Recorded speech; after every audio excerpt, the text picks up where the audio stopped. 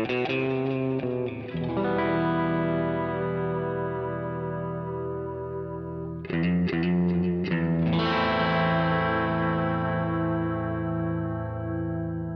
listening to Mark of the Maker.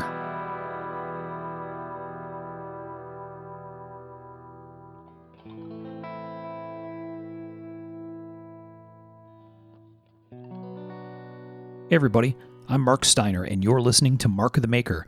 This is episode 81, and we have another interview for you with a friend of ours and someone you've actually heard before, and at least briefly in a previous episode. And we'll get to that in a minute. Mark of the Maker, for those who haven't listened to the show before, is myself and three of my knife maker friends. We have Mr. Tom Crine. Hello, everyone. We have Mr. Michael Birch. Here. And we have Mr. Sean Kendrick. You'll die as you live in a flash of the blade. Woo! Wow. Okay. Well, Had that song in my head all day, man. It works. I like it. Our guest this time around is another knife maker that we've spoken with before with live interview stuff, Mr. Les George. Welcome to Mark of the Maker, Les. Hey, thanks for having me, guys. Boo. And it begins. Come on. Thought I was nobody said it was going to be less. No, everybody said that. You don't have to be mean. You don't have to be just mean. kidding. Glad you're here. Yeah. Oh, yeah. No, it'll be You can fun. be mean. You just have to be more creative than that, Michael. Yeah, try a little harder. Yeah, I mean, All right. don't phone it in with me. All right. So before we get rolling into this thing, we have many jabs to come. So before we get rolling in this thing, we have a word from our sponsor, Michael. Oh, yeah. This one's brought to you by George Pelagonia, AMXINC.com. He's got all your fancy and weird and strange materials, your titanium and zirconium. I was looking through there. He's got your Damas steel, and this time when there's nothing in stock, he's got plenty of stuff in stock. And we were talking earlier, and Les was getting ready to buy some stuff from, what you going to buy, Les? I had to get some 75,000 titanium from him. I'll just text him because I know he had a website because I just text him when I need stuff. That's why I was scrolling. But I would not buy Damas steel myself because it's metric.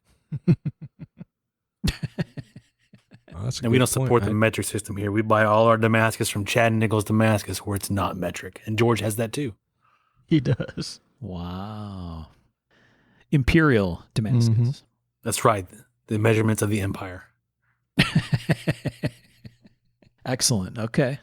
So, yeah, see, it's clear that you don't listen to the show, Les, because if you did, you would know that AMXINC is American Metal Exchange website because we say it several times every episode. He even converts it for the people that can't do it like Les.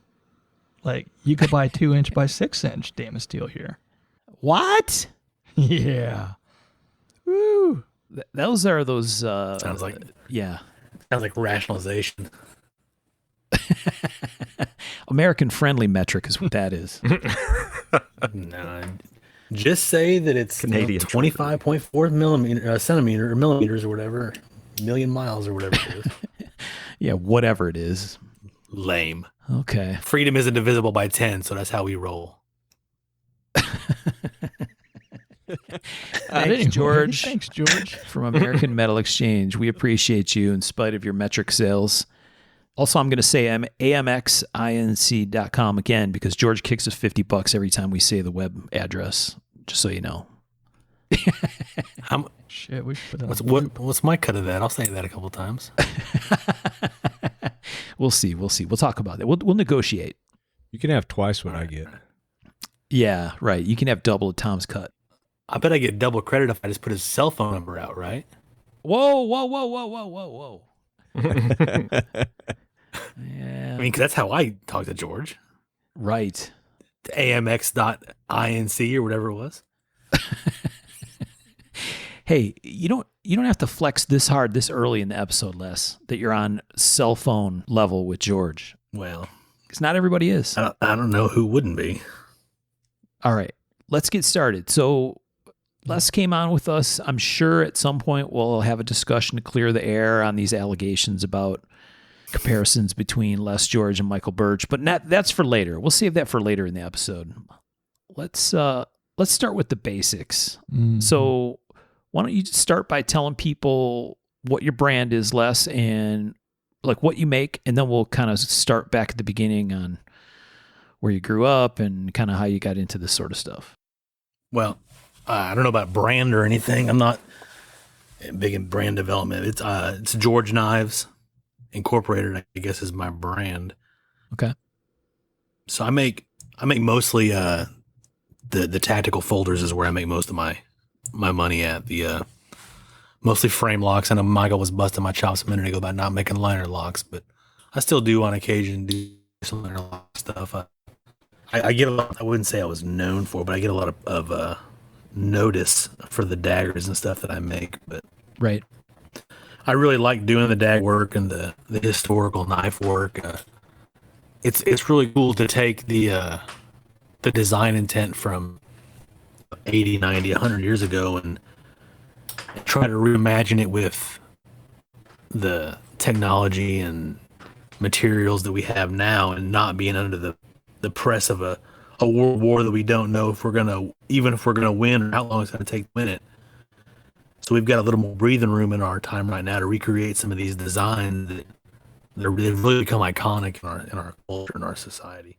yeah, I guess I forget a lot of times. Most people just don't know who I am because I've been on the internet. When I talk to people on the internet, they don't like, how you haven't read everything I've posted on the internet. I posted it, but I work mostly stock removal, right? You know, I forget.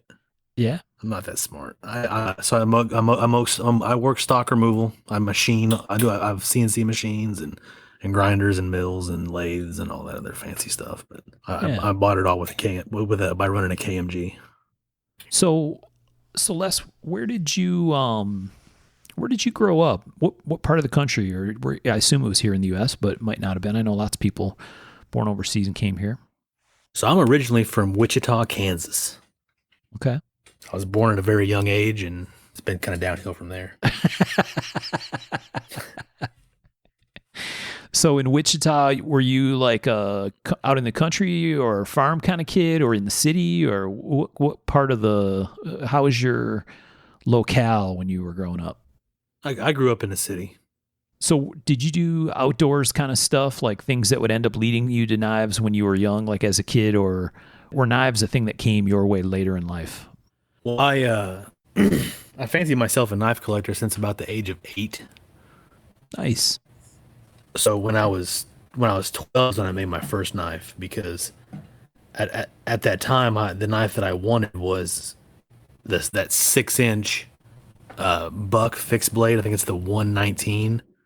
You have the black handle and the guard and the butt cap, and it's the real that standard buck fixed blade. I wanted that knife really bad, and back in those days I had to clear all my purchases with mom and dad. So I asked them if I could buy this knife, and they hemmed and hawed around about it for a while, and then they finally came back and said, "No, you can't buy it." Oh.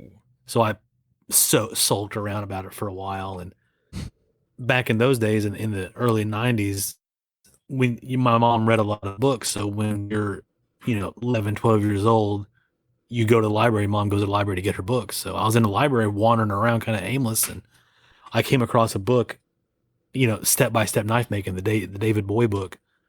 And I thumbed that thing down off the shelf, and I look at it. I'm like, there's a whole section of knife books here. There's books about things that I'm interested in. This is weird.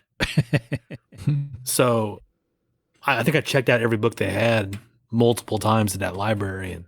And that was then I looked at it, and I'm like, I can totally do this. So I asked my dad, hey, since I can't buy that knife, can I make my own? He kind of scoffed at me. He's like, yeah, kid, sure, whatever, go ahead. Good luck. And I was so dumb and knew so little that I decided to make my first knife out of a 6-inch circular saw blade, because in David's book, he talks about using saw blades for steel. And I'm sure that in retrospect, that blade is probably carbide tipped and had mild steel that I was making my knife out of. But right. I knew so little that I didn't know to change out hacksaw blades. So I spent 2 weeks burning that sliver of steel out of that circular saw blade with one hacksaw blade. Oh boy. Friction cutting. Right. Yeah. That's when I knew that I was too dumb to quit. Mm-hmm. Well, I should have known that. I didn't realize it then, but in retrospect, that was one of the first examples of me being just too dumb to quit something I probably should have. And it was then that I knew I should be a knife maker. What did your family do? Was your dad mechanically inclined or like helpful in that, or was that something you kind of had to pick up on your own? It wasn't that he wasn't mechanically inclined. He was a floodplain manager for the county where we lived, is what he did for profession. So he had done some drafting. He had designed some brews back in the day. So he had some general wood shop stuff, do it yourself kind of stuff. And Yeah. he was handy enough to where he knew how to do dude stuff, but he didn't know like any machine shop kind of stuff really. I gotcha. Just kind of the general way dads were back then. Yeah. He had general what I'd call dad knowledge. There you go. So what came after that knife? The next knife, just like everybody else's story. Then I was, then I had to do more, and then I got that done. I could do this one different, or I could do this one better. You know how it is. It just progressed like the crack habit that it is. So did you You actually all laugh finish because you that all know knife? exactly Or what I mean. Oh, dude, Oh, I yeah. laugh Oh, because yeah. I relate. Exactly. And that knife had oak scales because I bought these little remnants of oak from this store somewhere. I don't remember what it was, but I had these little oak scales, and I'd found some 3/16 pins, and oh yeah, those a drop point hunter with kind of a swept up inset for the finger grip area. did you guys do any hunting or anything like that as growing up, or was it just kind of like, oh, I just want a knife to, I don't know, what was your purpose? What did you see yourself doing with the knife when you finished it? Just being awesome, really. No, when I was growing up, we did bird hunting. So we did like pheasant hunting and quail hunting in Kansas. Hmm. My dad's cousin has a place out by Dodge City. He's a farmer out there. We used to go out there, but I didn't do a lot of hunting growing up. I didn't do a lot of hunting until I moved here, really. All right. So it was just kind of a cool thing that you got in your head at a pretty early age, right? I mean, and it just kind of, like you said, progressed from there. Like, oh, okay, that I'm actually managed to make something. Let's see if I could make something better. Is that kind of where you were going? Yeah, I just really like knives, and it worked out. I mean, I finished the first one, and everybody around me was real supportive of it. And even though my dad was kind of shocked that I actually finished it, but yeah, everyone's real Showed supportive him. about it. Right? Turns out though, when I decided to buy a pistol, they didn't get in my way at all. They just decided to let me go ahead and buy it. You didn't want you making one. Yeah, exactly. Might have been better for the world if they let Those you were- make one. I don't know. Those were different days. I ended up buying my first pistol from a teacher at school. Wow. Yeah, different times for sure, right? What was it? Was it? That's Jinx, owe me a Coke. It was a Smith and Wesson 28-2, is it? It's the 44 frame with 357 and a 4-inch Yeah, barrel. that's an in-frame 357. Yeah. What barrel length? 4-inch. Oh, that is a choice firearm. Yeah, it's a 357 revolvers are the reason I joined the Marines. Yeah. And why is that? This could be a great story. Right? So when I was I basically became a knife maker immediately, and I was all in. So I would try to go to every gun show, knife show around locally that I could go to, even though there wasn't a whole lot of knife stuff. There was always like one or two knife makers that frequented these shows, and I knew everybody there. So I heard that there was this one little knife show at the Cessna Activity Center one Saturday. So I decided to go there and just see see what's going on. Just, check in, do my social visit, and talk about knives, and just be cool, right? I was probably 16, 17. I was driving, so I was probably 17 that summer. So I go in there and I do all my knife, visits and talk to everybody. And I'm like, well, I paid to get in here. I guess I'll look at guns. And it wasn't that I didn't like guns. I just, I really like knives, and that took all my focus. And I just didn't stop and pay attention to guns that much, other than, using guns when I was doing stuff or whatever. But so I just stopped and just looked around, and I saw the Ruger GP100 with a 4-inch barrel and the grips with the wood inserts and the rubber outsides, And I'm like, that is badass. That gun is cool. And I just looked at it and it just clicked, and I really wanted one of those guns. And I had talked to these recruiters before, but what kind of held me up was none of the jobs seemed interesting to me. Like, I didn't want to go and do something that wouldn't, spend these 4 years doing something that wouldn't translate into something later on. I wanted to be a little more long-sighted than that. And I'm like, I bet they have people who work on guns. That's kind of knife related, kind of. I mean, that's kind of, tangential in a relationship. So I'm like, I went back and looked at the literature I had from one of the recruiters, and I'm like, they do have small arms repair. Oh yeah, I'm in. So Wow. I talked to the Army guy and the Marines. I talked to all of them eventually, but it was really only between the Army and the Marines. And the Army guy tried to promise me the world, and you know how it is, Michael. The Marine's like, yeah, whatever, screw off, kid. You'll never make it. I'll show you.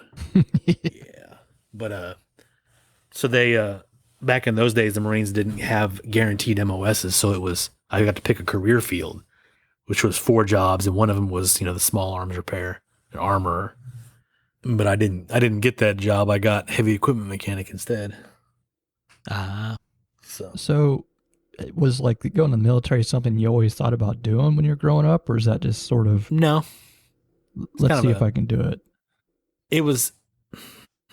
Well, I knew I didn't want to go to college. I knew I didn't want to just go and get some dumb job, and because the company I worked for the summer before that, they're like, hey, if you come back and work for us, we'll send you to HVAC school and you can work for us. And if I hadn't joined the Marines, I'd probably be still living in Kansas doing HVAC repair, which would be fine. But I just wanted to get out and kind of see the world. Because I grew up in Kansas.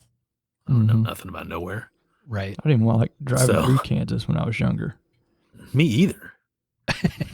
So I ran off and joined the Marines basically, and I didn't get the job I wanted, so I was only there for about a year. Then I volunteered to be a embassy guard at MSG, and then when I come off of that, I'm like, well, I'm a sergeant now, so I probably should either get a new job or go back and pretend that I know what I'm talking about in the job I never did. Yeah. So I went and decided to get a new job and went in the EOD. Okay. What made you pick that one? Well, I sat there on duty one night with the entire MOS manual and went through it page by page. And it was like, it came down to like 2 or 3 jobs. One of them was, they have a small boat mechanic. And I thought that'd be kind of cool because it was like, they do the river raider kind of stuff. I thought that'd be kind of cool to be out, out messing with boats and stuff and doing something kind of cool like that. But in the end, I'm like, I had met an EOD guy once before, I think. And I was a PFC in 29 Palms and I met him, so I didn't really know anything about anybody. And I saw the badge he was wearing and I asked him about it. And he gave me the kind of runaround because I was a boot PFC and he was like a staff sergeant or something. I think I ended up working for him and he was a master sergeant, but I'm not 100% sure because he was a worthless drunk at that point. So we had to get rid of him. We had to get rid of him and get a different one. We didn't do any better, but we got one that wasn't drunk at least. There you go. So sorry, I didn't warn you it was going to be a love story. Yeah. The days of our Marines. Right. Okay. So you end up pointed in the direction of EOD because it kind of was on the very resultant short list of crossing off MOS from the book, right? Right. So I'm like, well, I mean, like, I'd thought about EOD before. I wanted to do it, initially when I first heard about it. And when I was going through the book again, I'm like, oh, there's that job I thought about. That sounds cool. And that was before the war really broke out, and everything was just, all they did was go to the range and blow stuff up all the time, and nobody bothered them, and they wore Oakleys, and they were really cool, and nobody knew who they were, and they were just like the stepchildren. So I'm like, that sounds awesome, and it really was until the stupid war got in the way. Right. Two-prong global war on common sense. Yeah. So interesting. So during that time when you were kind of in between going into the Marines and when you ended up on this move to EOD, were you still trying to do knife stuff or paying attention to knife things or any of that, or just was that kind of put to the side for a little while? It was, I mean, I wasn't doing any knife work because I didn't spend more than like 15 months in the same country for like 6 years. Yeah. And I was overseas for like 4 or 5 years straight. I think I have 6 years overseas out of my 10 years. So I didn't really do much knife stuff from when I enlisted until I got to Hawaii. And when I got to Hawaii, it turns out Stan Fujisaka lived like 3 miles from me. And I met him at a knife show. And he's like, he gave me his card and he's like, come to my house and talk to me. And come visit sometime. And you get invitations like that and you never know exactly how much they really want you to come to their house and how much they're just being sociable and whatnot. Right. So we got back to Hawaii and I didn't call him directly. I was going to call him eventually, I guess. But one day he calls me. And he's like, hey, how come you haven't called me yet? I kind of like, I don't know. And he's like, well, when are you coming over? How about Saturday? He's like, okay, yeah, you be here 8:00. I'm like, okay. He's like, all right, bye. Click. I'm like, well, I guess I'm going over to Stan's house at 8 at Saturday. Okay. Yeah. And then I ended up going over there pretty much every Saturday that I was on the island. That's pretty awesome, really. For like 3.5 years. It was pretty cool. Stan was the best. So this is like, it just sort of happened, that whole mentorship. Understand? Kind of, yeah. He, we met and we got along, and Stan was a Coast Guard veteran from the Korean War era. Okay. He lived on Hawaii. He remembered the attack on Pearl Harbor. Really? Wow. So, yeah. He didn't like to talk about it, but I made him tell me about it one time. But yeah. Just because I wanted to hear about it before that story was lost forever. But right. He didn't remember a lot about it because he was a little kid. But just it left a lasting impression on him, I'll tell you that. Yeah, I can only imagine. Sure so. Now, when you were traveling around and doing it, were you collecting any knives at that point? Were you picking up any productions? Anything that caught your eye? Yeah, I was into Bali songs for a while back in those days. So I had a bunch of Bali songs there for a while, and I sold a bunch of them to buy my grinder when I got out. But I had a lot of Bali songs. I had some Microtechs, some Emersons, but the knives were always in my wheelhouse and in the corner of my eye, but I wasn't doing any actual work there for about 6 years, I guess. Were you flipping them around with your Oakleys on and whatnot when you're EODing? No, the Bali songs when I was on an MSG. When I was an embassy guard, I'd stand there on post and flip those knives. Then my deck commander would get mad at me and yell at me about that and other things, of course. But apparently he didn't like the noise. I know, right? Who would yell at me? It's so rude. So you started sort of a mentorship, right, with Stan, and it was very much so. So at that point, were you on the forums at that time, or where was that timeline at? So I got on Blade forums in '99, and I was member like 123 on the USN when they split off from there back in the day. So I've been on the forums for a long time, but I've been talking to you on the forums for like 15 years, Michael. 20 years. So, but were you visiting him? Was that during that time? Yeah. Well, I was on the forums when I was visiting Stan. Yeah. Yeah. Okay. Les, do you think Stan taking an interest in you as someone related to knives was a friendship thing, or a friendship thing combined with he saw that you had a passion for it, or what do you think kind of turned the light on for him saying, oh, okay, I want Les to come hang out and do knife stuff together? I think it was a combination of all those things. He he was very generous. He invited me into his home, and we'd come over to his dinner sometime, or to his house sometimes on Sunday and have dinner with his family. And like, I know all his family and his wife and everybody. They're all very tight in Hawaii like that. But like, I asked him one time, like, how he decided who he would help and who he would not, because he had told me that he'd been basically taken advantage of a couple of times. People who said they wanted to get into knives, but they just wanted a free knife, basically, and they had to make one knife and be done. And so I asked him, how he decided, who to help and who not to. And this is after I had been to Iraq and come back. And he said, I make people buy a grinder now. If you want me to really help you, you got to have some skin in the game. You need to buy a grinder. And at this time, I did own a Bader BM1, a single speed grinder, but it was in Kansas. So I didn't have a grinder in Hawaii. I go, I don't have a grinder in Hawaii, Stan. I go, you just take my word that I have a grinder? And he's like, because in Iraq, I had made a knife with just a file. And he's like, you made a knife with no power tools. You're in this thing. He's like, you don't have to buy a grinder. I get it. That's true. Yeah. Well, tell us about that one, because I remember there being a Blade magazine article on that. Apparently, when they sent out, that was for the first military issue they did like 10 years ago. Mm-hmm. Apparently, I'm the only guy that answered his email that day.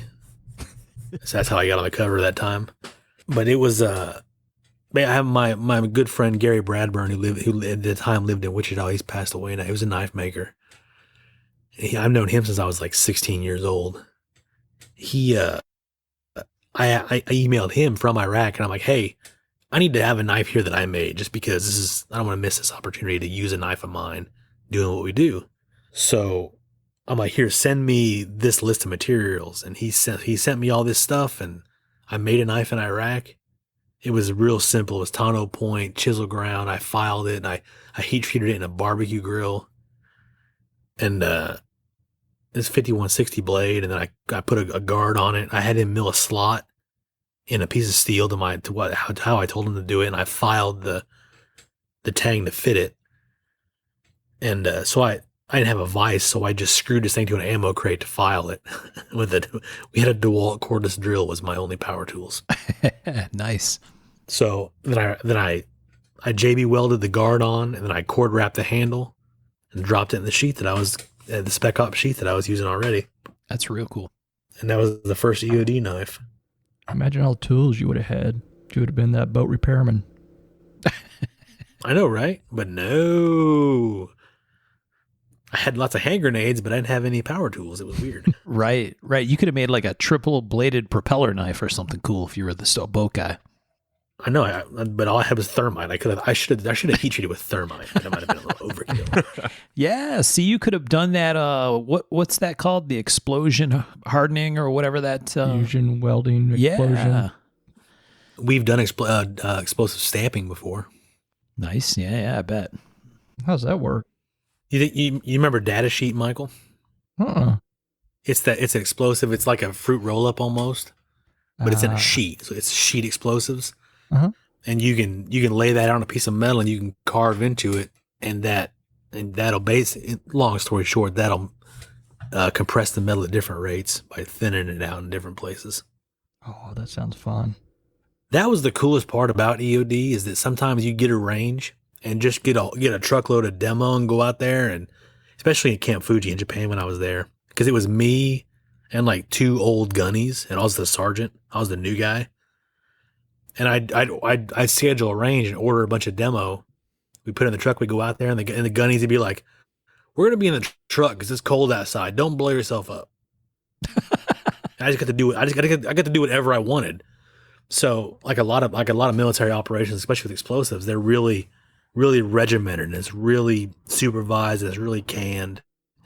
So guys don't get the chance to really experiment with the materials and the targets, and really get an idea of what things are going to do. So I got to do that for a year. I did that all the time. And I would just, if I thought of something, I would just try it.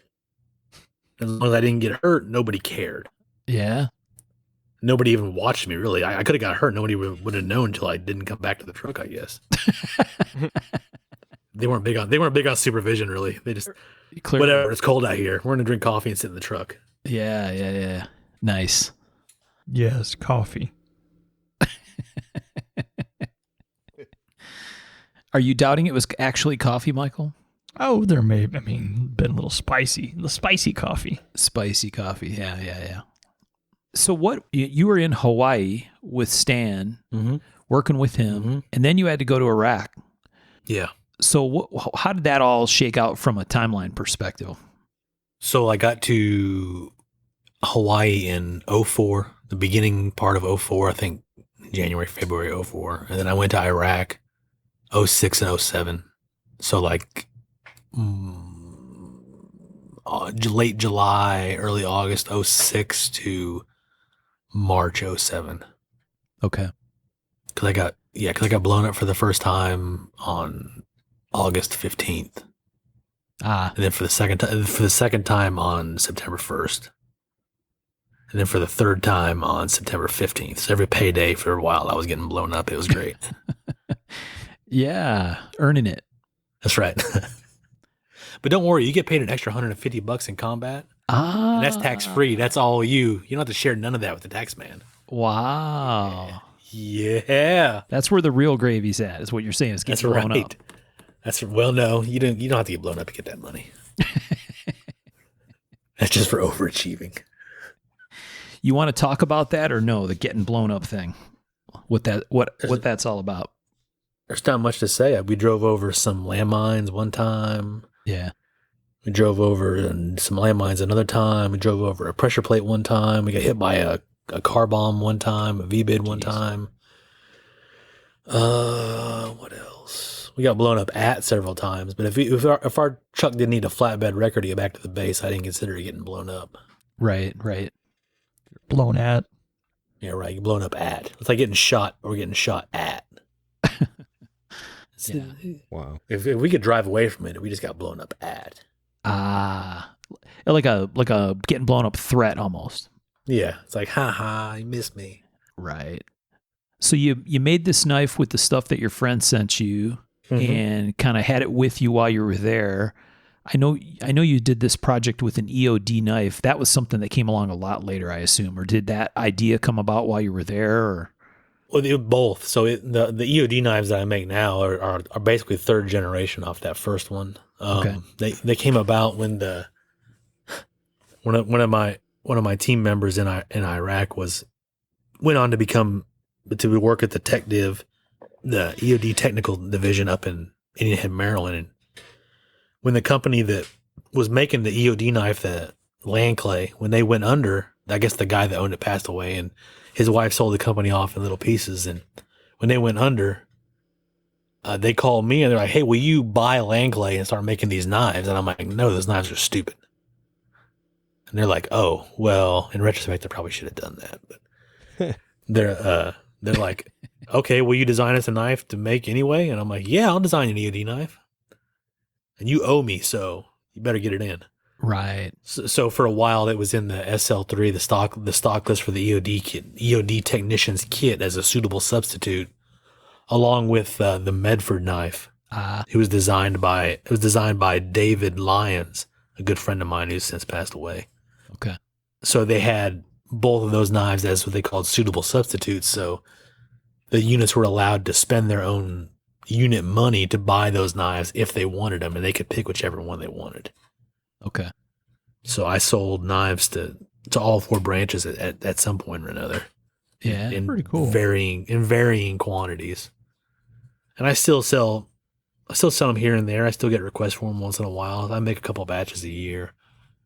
It's funny because, like, using that knife in Iraq, I learned a lot about knives that my knife snob self had passed off as stupid. So basically, I learned that I didn't know everything about knives back in those days. I mean, of course, now I do, of course. But back then I didn't. Now, back then, yeah. So it was like, I always thought poorly of knives that had impact features designed into them, like a hammer butt, for example. I always thought that was stupid. And it may be, I don't know. But the knife that I made in Iraq had an exposed bit of tang on the end because I cord wrapped it. So one night there towards the end of when I was in Iraq, the trucks that we drove were Cougars.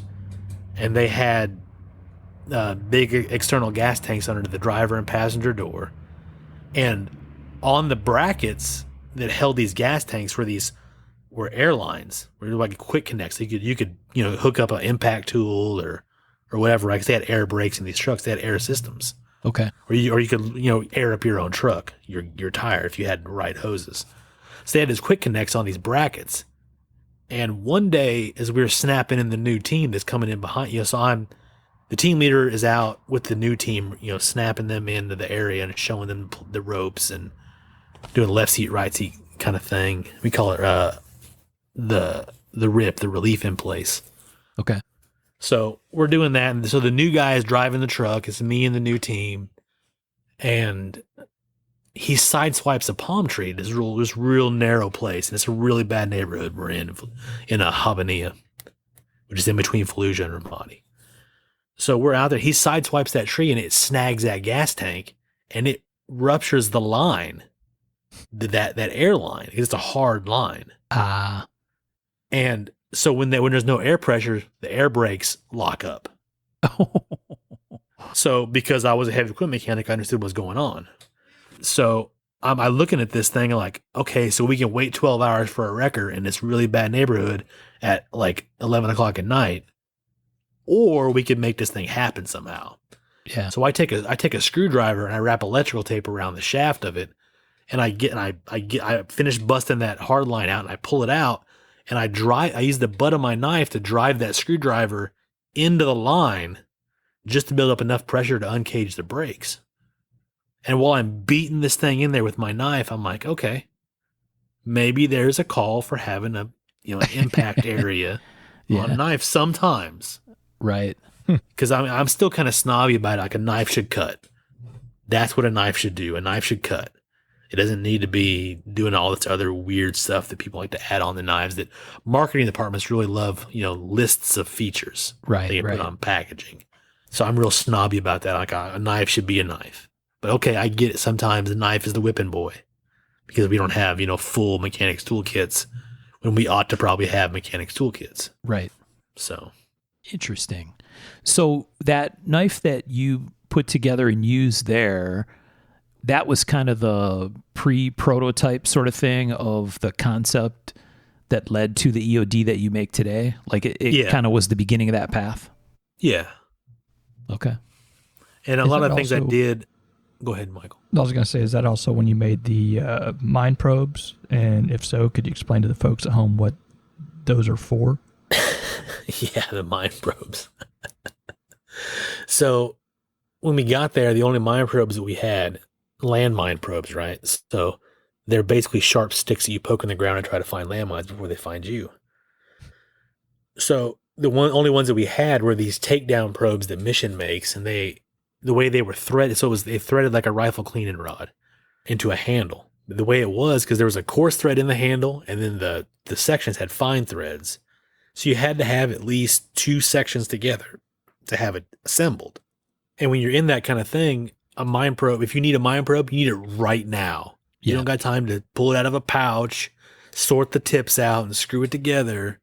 So everybody left it screwed together and just stuck in the MOLLE loops of their vest. But it was way too long for one.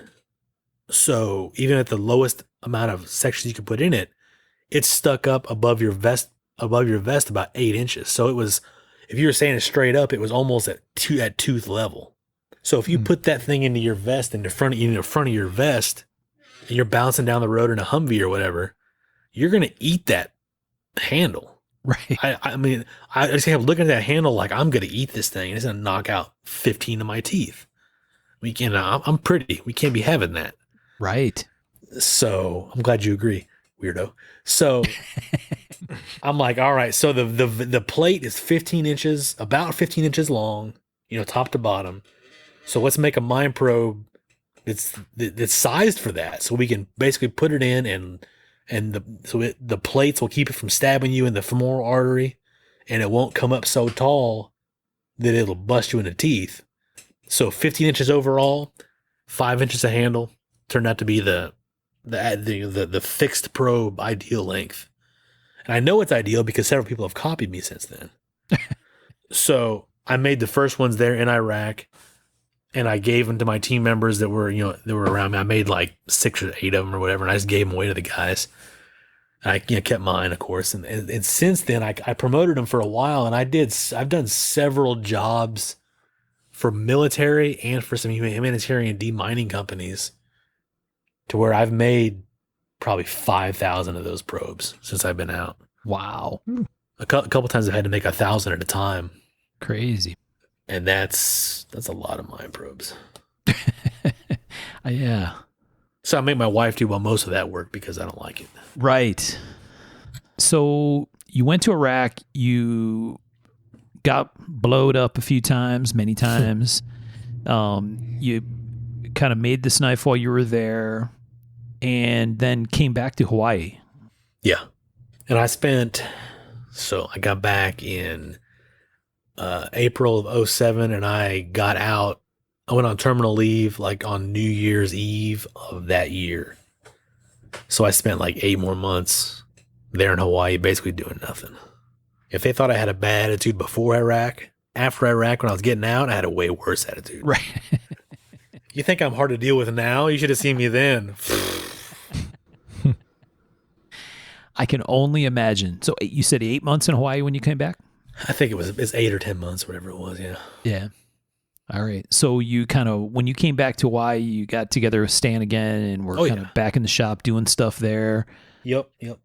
And by then, when you were working with Stan before you left, were you making knives, like helping him do stuff, or were you doing your own things before you went to Iraq, or did that all kind of start when you came back and were kind of transitioning out?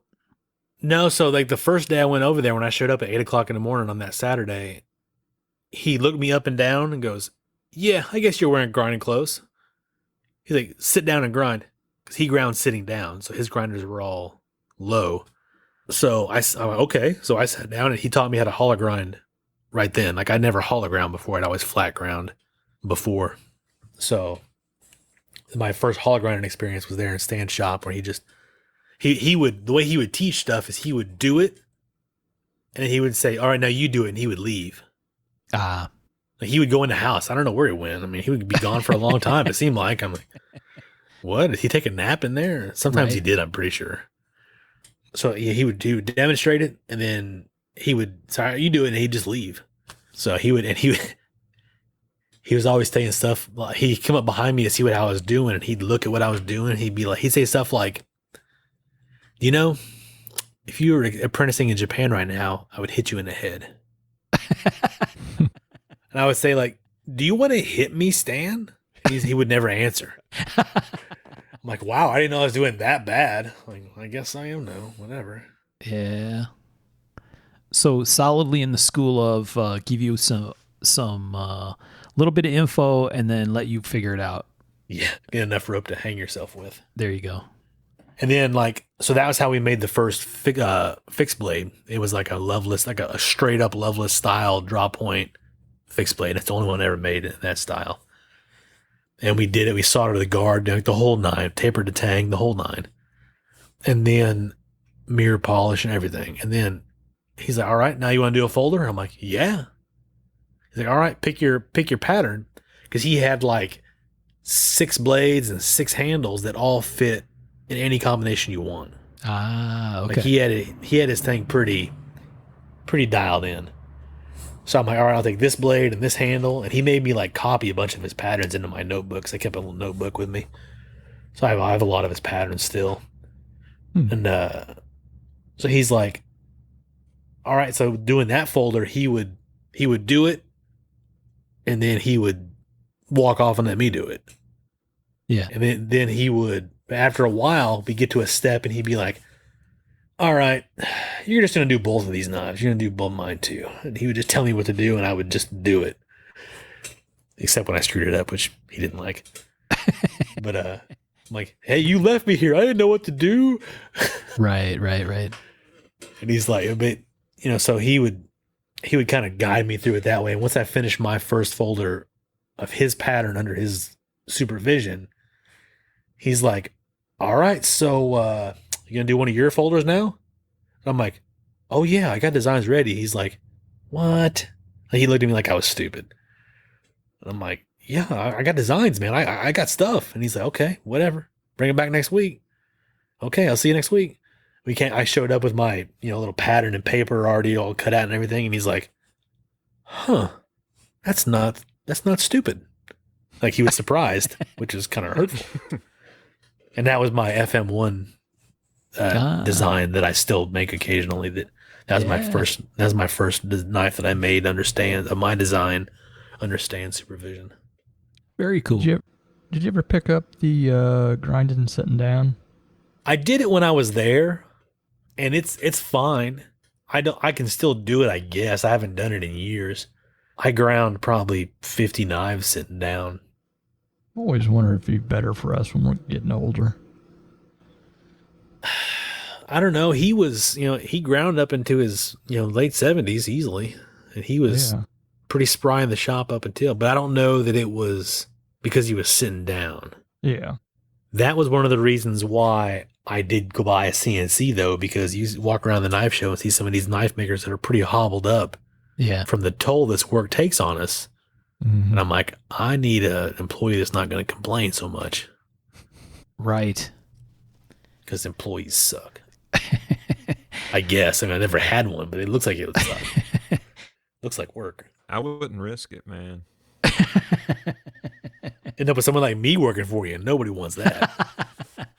You'd end up wanting to hit him in the head. Ooh, I know. Going worst case scenario.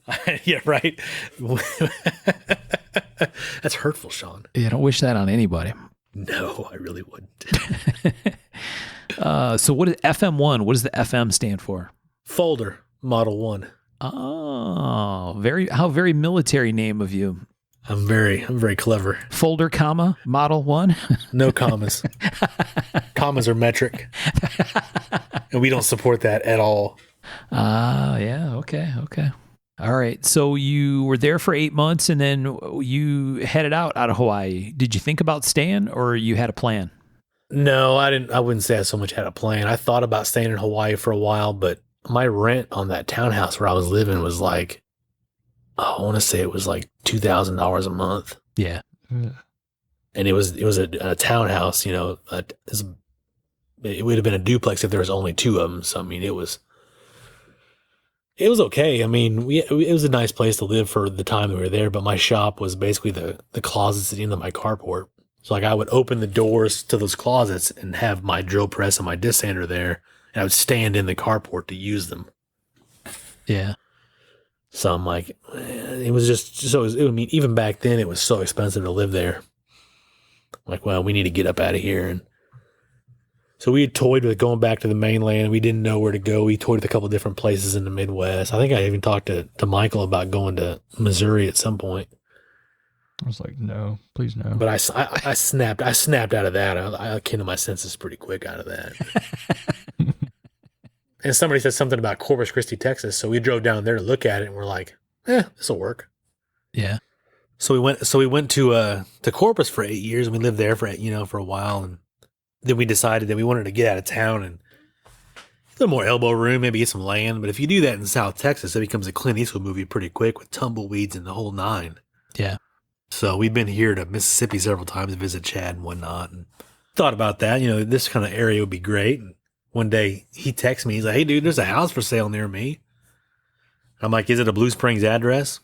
He's like, "It's on my road." And as Michael knows, it's not a long road. Right. Mm-mm.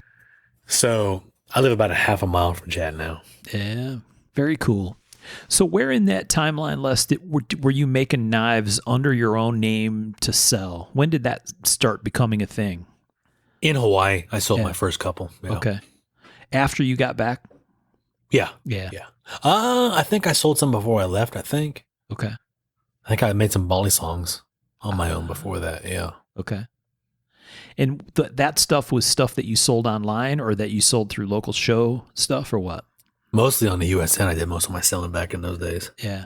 Okay. I had sold some knives when I was still in high school. A couple hundred knives probably. Yeah. Doing the local show scene thing you mentioned. Yeah. Very cool. Would you say, like, I think you probably really hit your stride in Texas, wouldn't you? Well, yeah, because Hawaii, we're talking about maybe a dozen knives, maybe. Yeah, like that's my full production. For what, like a day? Yeah, sure. That's 18-month Birch run. Oof. I work hard, if I really put some time into it. Right. I don't know that's the word you should be using. I do not think that word means what you think that it means. No, I do not. So where in that timeline, I know you used, you used your GI Bill and you went to machining school. Where in that timeline does that fit? So I moved to Texas in the spring of 08. And it would have been in 09. Because I had lived there for a year before I could be a Texas resident for school's purposes. And so in 09, I went to machinist school. And then I graduated it. Well, I didn't actually graduate. I got a certificate, but I didn't get the degree because I didn't go to some English class or something. I don't know. But I already English pretty good, so I didn't really care. Right. Sean's looking down his nose at you right now, just so you know, since he's now an official graduate. Well, that's fine because I have degree. I have two machines. Oh, well, there's that. So, ouch. What's up? Take it easy there, Flexi Lexi. I'm just saying, And they're not some lame hoss either. Oh, wait. Hey. What do you got? Herco or? That's right. I got two Hercos. Nice. I've got a Herco t-shirt. Me too. They give them to you when you buy a machine. They gave them to my teacher and he didn't want it, so I took it. There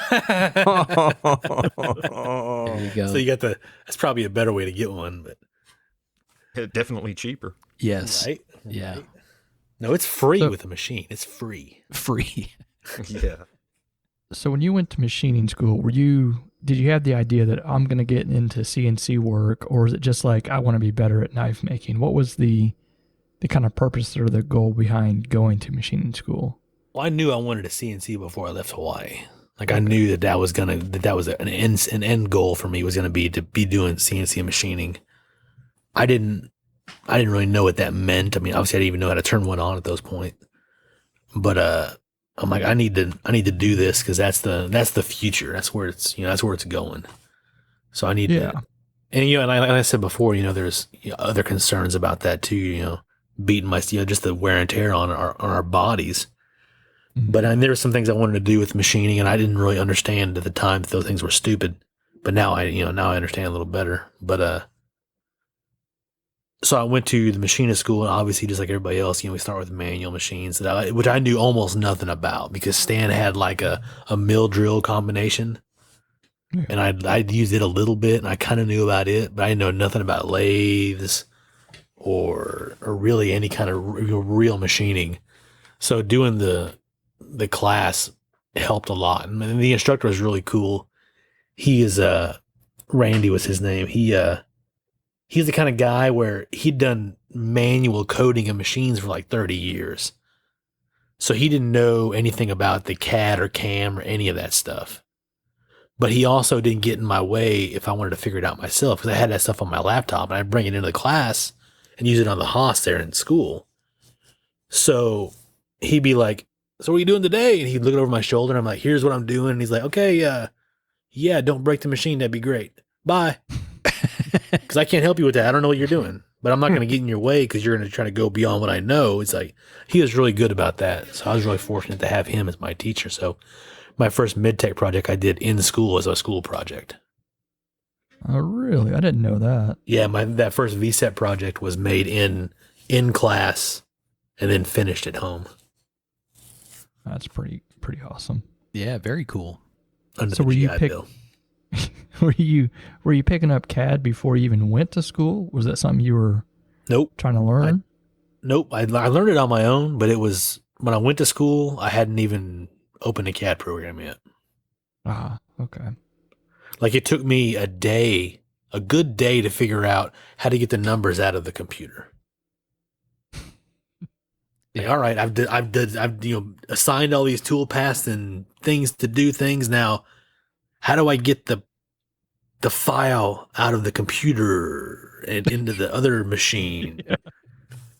And it was, of course, it was really convoluted there too. I had to at first I didn't know how to post it out of Mastercam was the problem.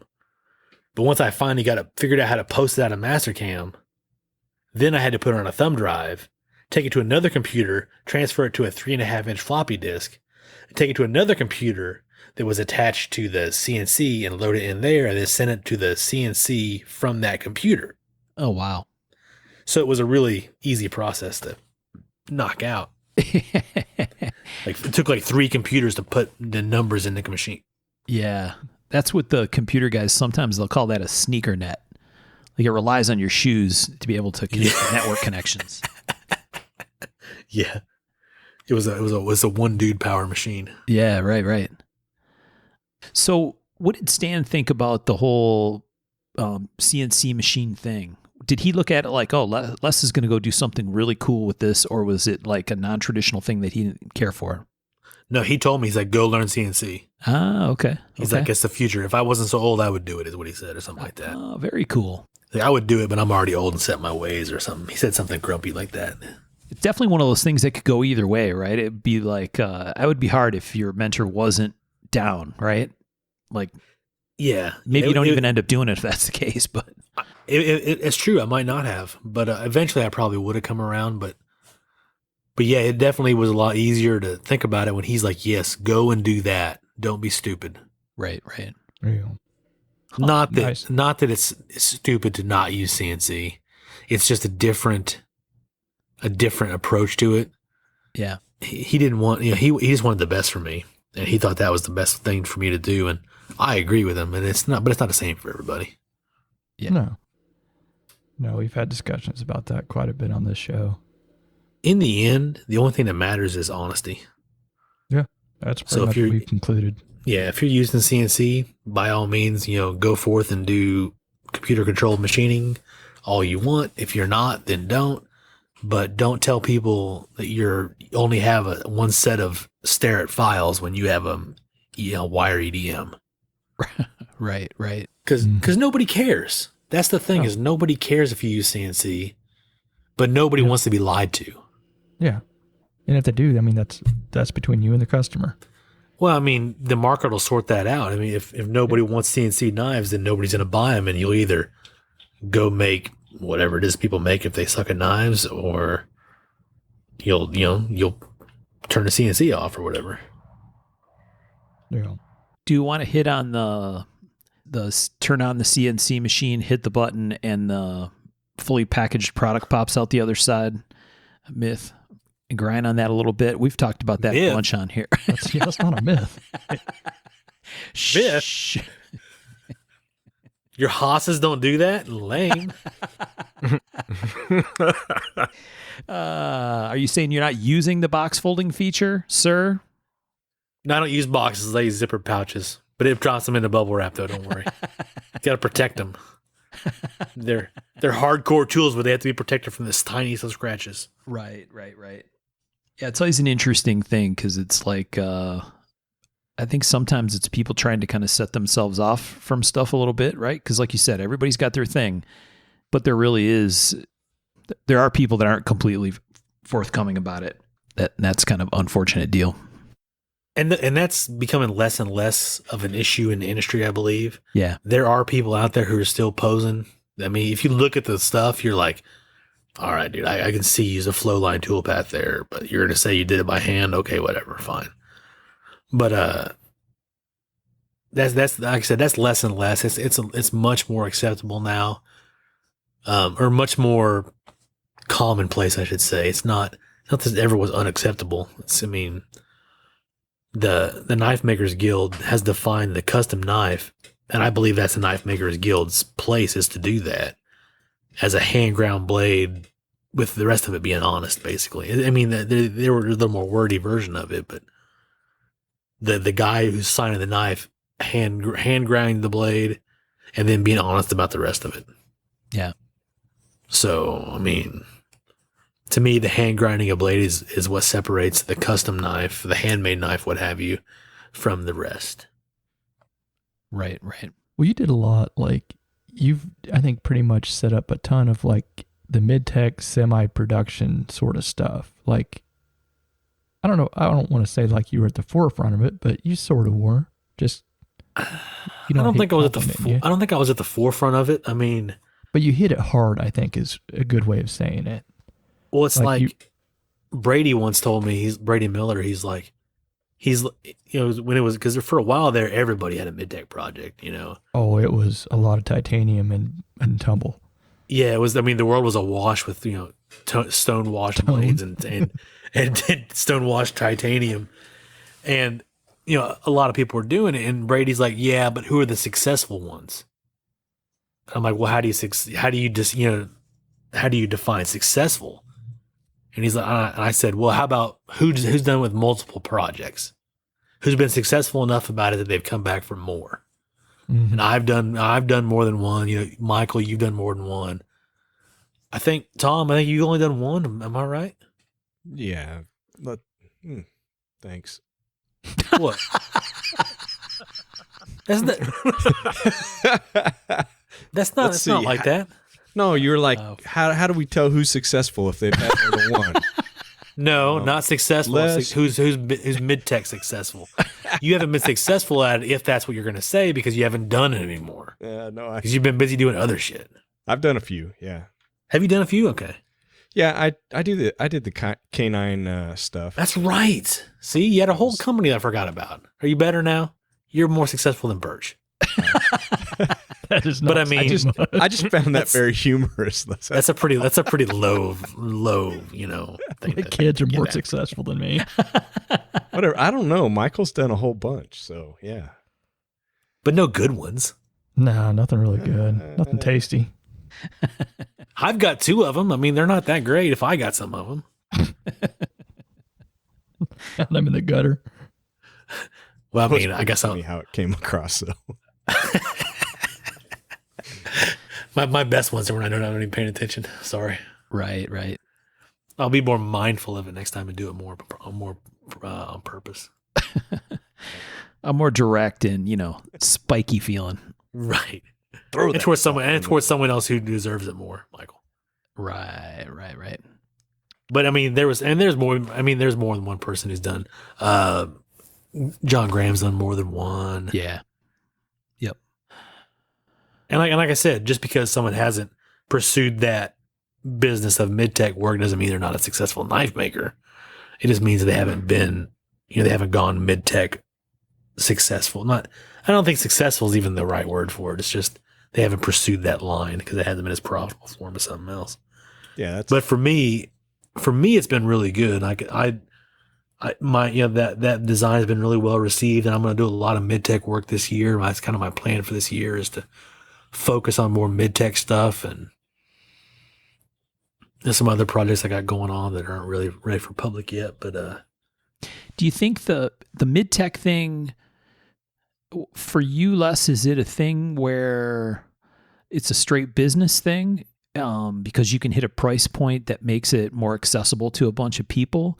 Or do you really enjoy that kind of project because of what it is, where it's like big batch work? Or it's a little bit of both. I mean, the money's been pretty consistent and pretty good. I mean, custom knife money can be up and down depending on what you got going on or how things, the bounds of a ball on one day. If you happen to bust those mammoth scales you're working on, that can, suck the money out of a project. But batching to work together like a mid-tech does, and having double disc ground titanium and having the blades ground and a lot, just sets it up for success where you can really just sit down and hammer it out. And originally I'd kind of thought of it as a learning tool that I was going to make these knives and really learn how to make frame locks by doing it a bunch of times. Yeah. And I don't know if I've learned anything yet, but I've done it a bunch of times. I'm still working on that learning part though, but I didn't really anticipate it getting the legs that it has. Yeah. So I also kind of envisioned it as people as having these knives on the shelf, so to speak, to where people would call me for a custom, and I'd be like, I'm 2 years out on customs or however long, or I'm not taking custom orders, but I have these mid-techs here that I could take some of your money now for. And I haven't even caught up on the mid-techs enough to where I have that, that luxury even of being able to have that, available to sell to people, because, when you're in the business of selling things for money to make a living, you want to have things to sell. Right. Yeah. It's kind of like a good and bad thing. You kind of like the idea of having something available, but at the same time, when you have something available, you're like, why is it available? Right. And that's kind of a self-defeating thing that knife makers get into, I think. Mm-hmm. Like just because you have knives available doesn't mean you're not a successful knife maker or you're not doing good or what have you. You just happen to have knives right now. I mean, it's not like the last knife at a knife show is always the hardest one to sell. Yeah. Yeah, I mean, there's like a human being angle to that whole thing, right? Like you said, if you're thinking about it like as a straight job shop businessman kind of guy, then constantly being behind the 8 ball is missed opportunity, right? Like, right. Okay, I'm losing money right now because I don't have knives available, or widgets, whatever it is that you're making, right? Right. And with the knife thing, it's got that weird angle where having stuff that everybody wants and having it sell out in minutes, hours, whatever, there's a fuck with your human being head kind of thing that goes on with that, right? That it's so weird. Like the first time I ever did a lottery at Blade Show, I had, I think, 2 knives on lottery because I wasn't sure about doing it. But everybody kept telling me I needed to do it. So I was going to do it. This was, these knives. So I had these 2 knives for Saturday that I kept for lottery. And I draw the name, and it's this lady. And she thinks, long story short, she thinks she's won a free knife. Right. And, I'm telling her, hey, how do you want to settle up? And she's like, oh, I'll send you a check in the mail. Ha, ha, ha, ha. And she's just giddy like a little schoolgirl. And she's all excited about this knife she's won. And I'm like, at some point I tried to be cool about it. But at some point I just had to tell her straight up. I'm like, hey, ma'am, I'm sorry. This is all my fault. I've probably, communicated something very poorly, as is my common practice. But that, if you want to leave here with that knife, it's going to cost you $500. Right. And she's like, I go, you don't got to take it. See all these people that are kind of gathered around you so you don't bolt? Any one of them is going to buy this knife if you don't want it. That's fine. If you don't want it, I apologize to you, and I have no hard feelings. Just hand it back. Right. And she's like, yeah, okay. And she gave it back, and she bounced. Right. I mean, and she felt bad about it, I'm sure. And I felt bad about it, putting her in that position, but I wasn't going to give her a knife just so she didn't feel bad. I feel that bad about it. Yeah. It's really funny that I've witnessed that story at 4 or 5 different makers' tables. It's not an unusual thing to have happen. I think when it happens, people are usually like, what the hell just happened? But it's not uncommon. But it's so weird in the as opposed to the rest of our economy. Yes. The rest of all the buying and selling that we do. We were talking about Amazon earlier before the show kicked off. 48 hours I can have whatever I want here, basically. I don't gotta leave my place. I mean, right. Instant gratification. Now you got to enter and win the chance to pay this sum of money for this knife. Are you high? Right. Right. Oh, it's got to look weird. Yeah. I know. It's like, I get how this sounds. I get it. And this was like, 2009. So it was like right during all the housing crunch and everything. So yeah. I understand in these times, if you want to pay $500 for this knife, you're going to have to win the chance first. I get how it sounds. Believe me, it sounds retarded. I'm embarrassed to have to say it out loud, but this is the world we live in right this second. And it's freaking weird. And I didn't know it was going to get even weirder. But yet here we are, killing it. So we got that going for us. Right. Yeah, it's definitely an odd thing. What so you did a bunch of custom stuff, custom folder stuff, kind of started doing the mid-tech thing, And then for you, did the custom stuff become kind of like make less happy and do it every once in a while kind of thing? Or because it seems like you've been focused more on that side, like on the making projects for, like we talked before the show, right? Wilson Combat. You've done a bunch of different stuff like that. And so, and your mid-tech projects, right? A number of them. So is the custom thing for you today more of like a passion project thing, or how does that fit in for you? No, I mean, don't get the impression that I'm really organized and have a big plan on how I'm doing stuff, because I do not. I'm just kind of flopping around here in the shop and stuff happens, and, knives get produced, and be they, custom or mid-tech or whatever. It's kind of the wild hair of the day is what gets done. As far as like, with Wilson, I did a lot of mid-tech work with Wilson, but I also probably made him 50 or 60 custom knives too. Yeah. Doing the custom projects with him. I probably did more than that for him, actually. So I make knives for money is what it comes down to, because that's how I make my living. That's how I pay all my bills.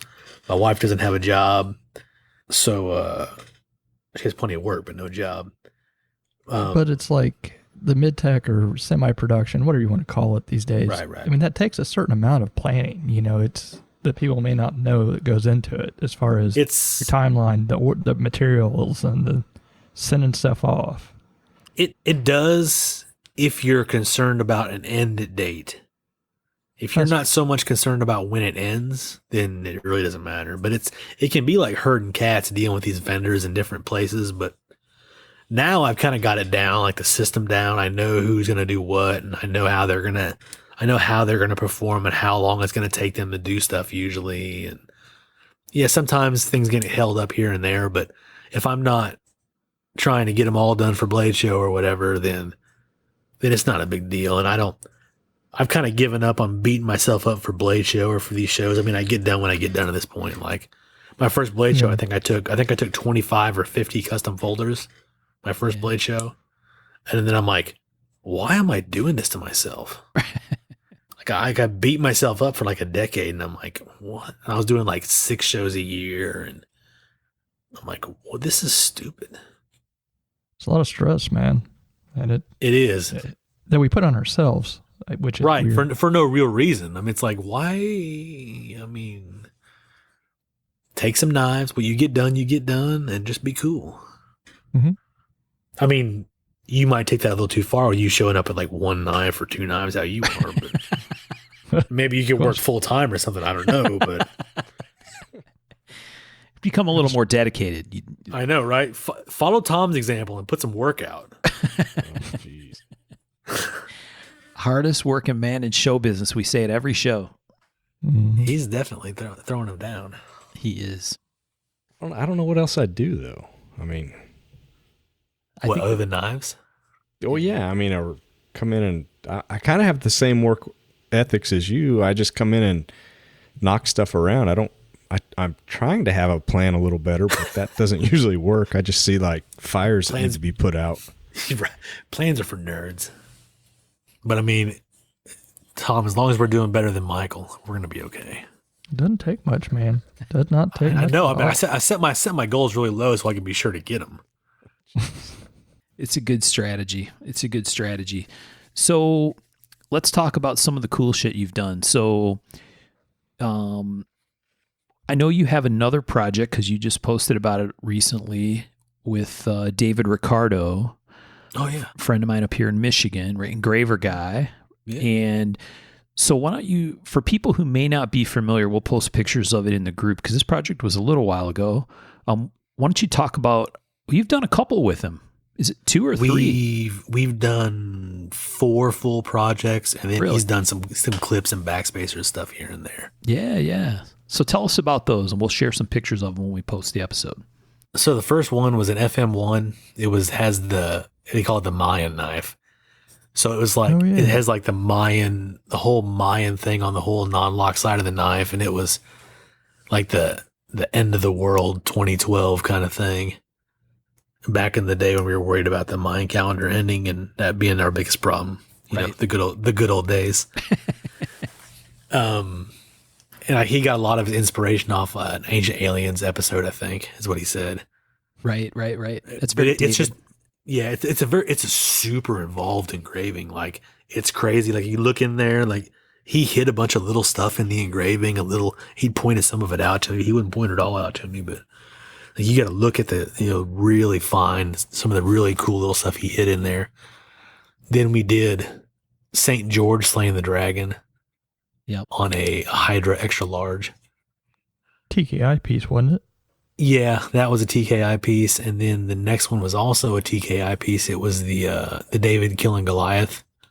That was the one that had the segmented non-lock side. So it was like I machined a piece of 416 and left a big oval in the middle, and then a bunch of triangles, kind of almost a fragmentation pattern, kind of off of that, kind of shooting off of that, and then. I machined a zirconium negative of that. It took like all day to machine. And then they fit together on the fixture, and then I 3D surfaced them, and then I polished them out on the grinder and the buffing wheels after that. And then I took them apart and sent them to David, and he engraved and gold inlaid around the borders of all this stainless. So the thinking was that the zirconium and the gold would play off each other, as a visual contrast. And then the blade was that stellite cord zirconium that Chad made. Oh yeah. That stuff was horrible. I did a blade of that too.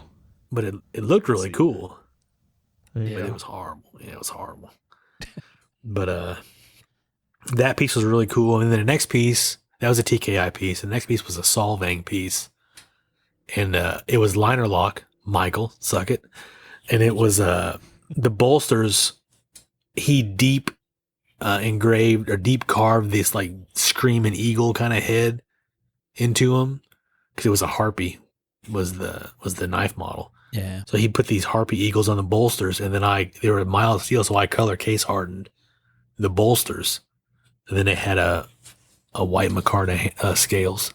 So Super cool projects, and I think, I don't know, it's kind of a really cool thing. I think it's a neat contrast to look at people who were familiar with your early custom work, and then you kind of went off and did a bunch of mid-tech stuff and were doing it along the way, production-ish kind of stuff or big run stuff.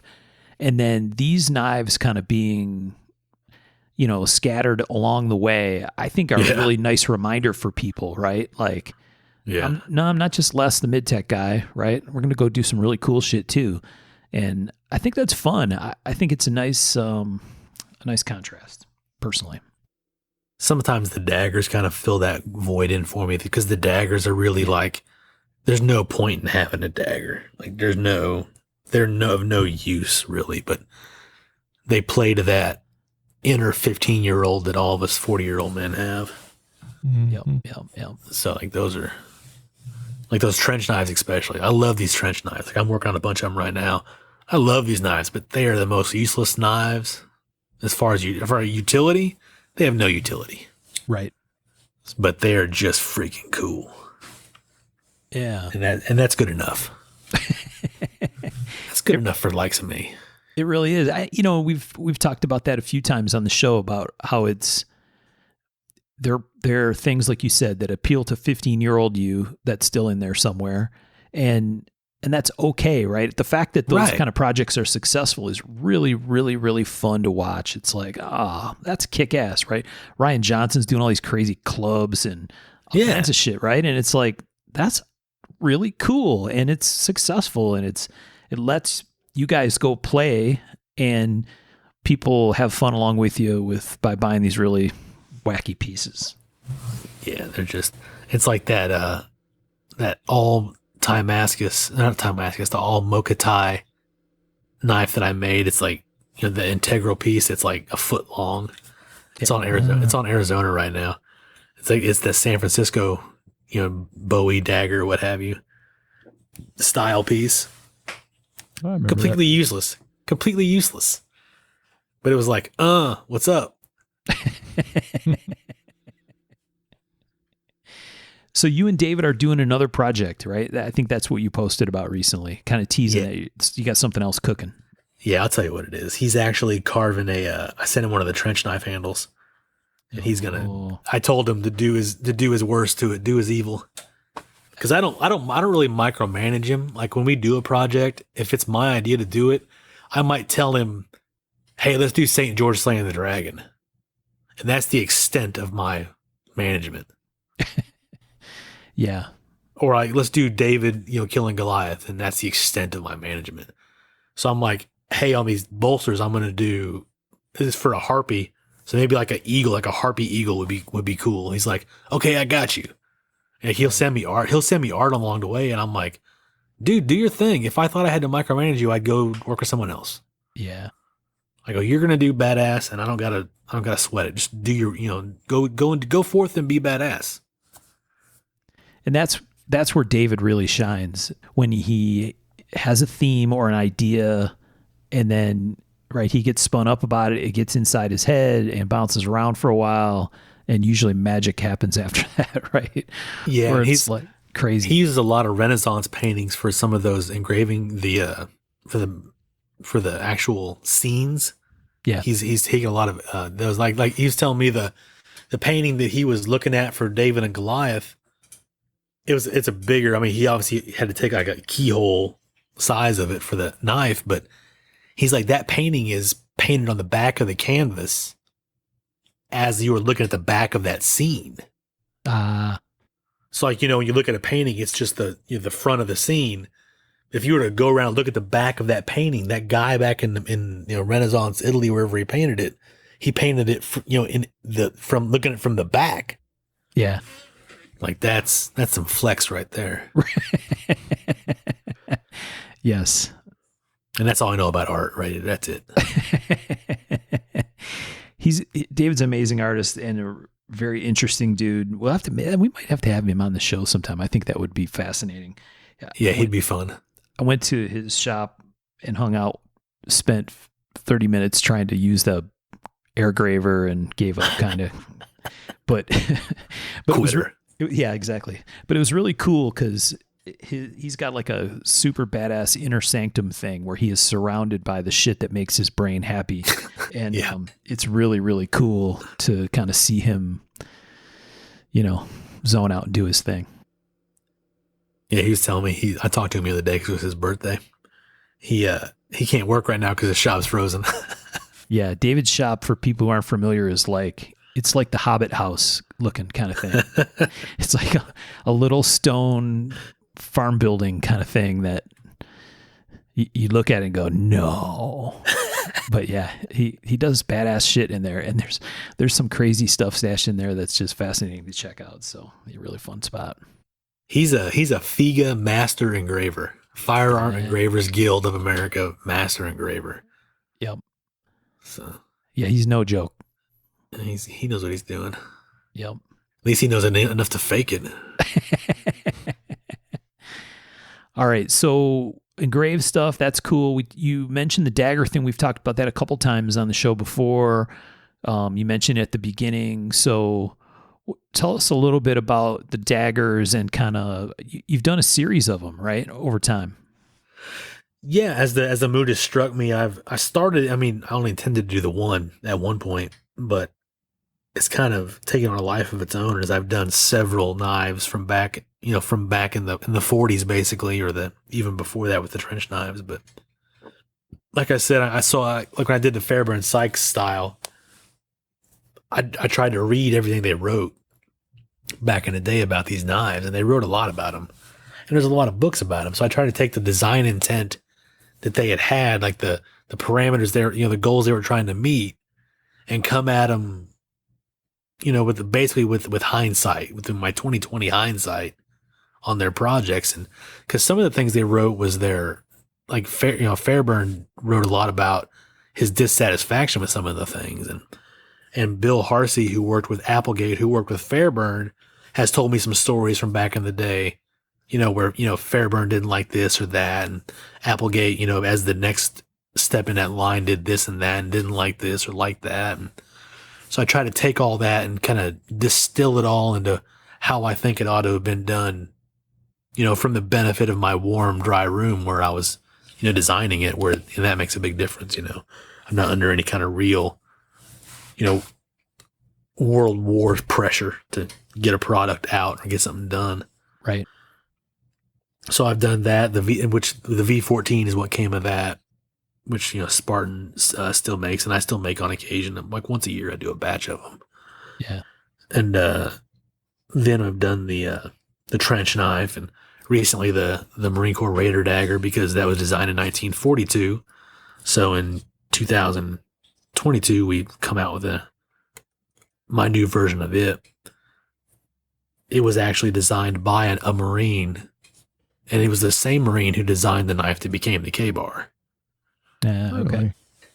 He was a captain, I believe, at the time. He'd retired as a lieutenant colonel, not a lieutenant colonel, like a lieutenant general or colonel, or he was an officer. He retired as an officer, so good for him.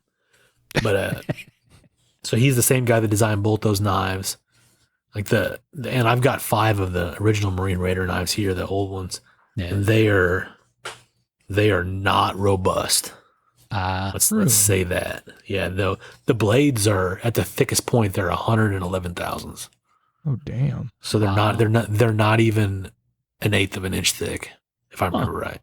If they're an eighth, that's all they are at the very bottom.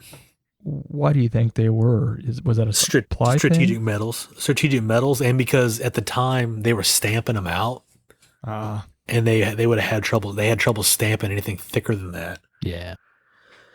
And then they cast those handles onto the blades, and geometrically their handle is superior to most of the other daggers in that time frame. It's not round. It's got a cross section that you can index it in the dark, where you know where the edges are. It's got texture on it that is specific to where the edge is oriented. So the edges have straight serrations, and the flats have that checker pattern. Yeah. So but the problem with it is they use some weird zinc alloy that was not good for anything else in the war effort, apparently. And it does not age well. Like, it's basically deteriorating from contact with the air. Huh.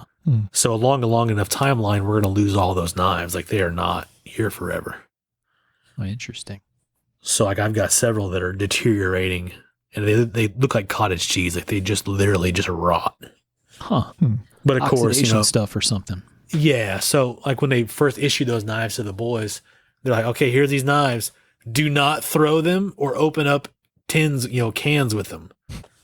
So of course, Michael, what is the first thing they did? Sea rations. They threw them. like a bunch of morons.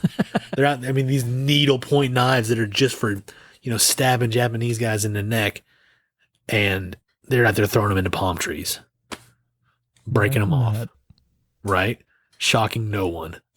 Morons.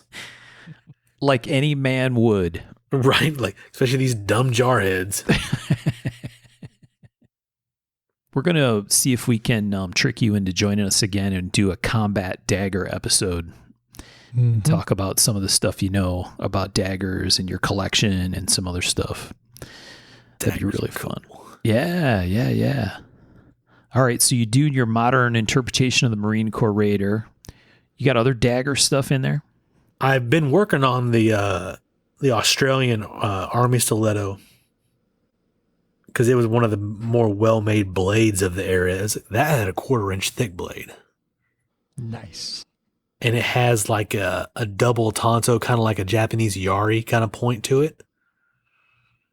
Like, it's a really cool looking knife, and I've got one of those, but mine's in pretty bad shape. But they didn't make very many of those, and a lot of those were lost in action. I've got some titanium handles for those turned up. I've had them in my box for a long time. I just haven't. There hasn't been the fire I've come to the shop to put out, like Tom just said, for a while now. I need to get those done. But yeah, is that Australian Army stiletto? Does it have a round handle or is it oval? It looks round in the pictures. It's round. Yeah. Okay. Yeah, but they're a cast handle, and then I forget how they're attached, but they have an actual guard. Like the Marine Raider stiletto is one piece guard and handle all cast. Yeah. Okay. And then the Australian stiletto is a separate guard on a cast handle. Some of those Army stilettos were actually made with wooden handles. Okay. Like they had 2 or 3 vendors that made those knives, and some of them came with wood. Huh.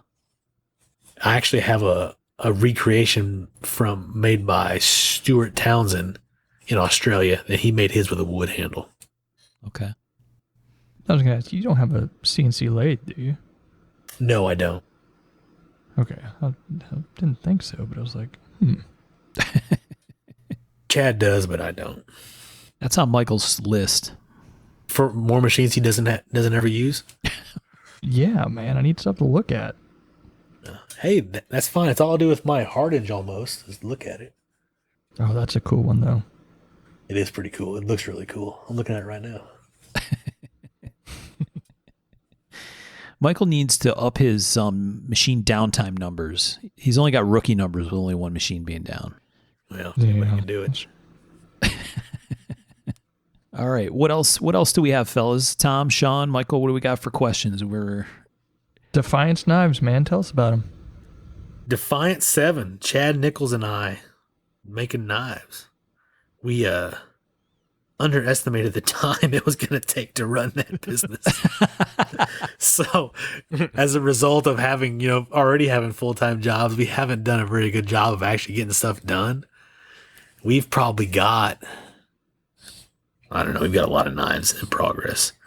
We actually we're doing because I'm designing for them, we're remaking the World War II M3 knife.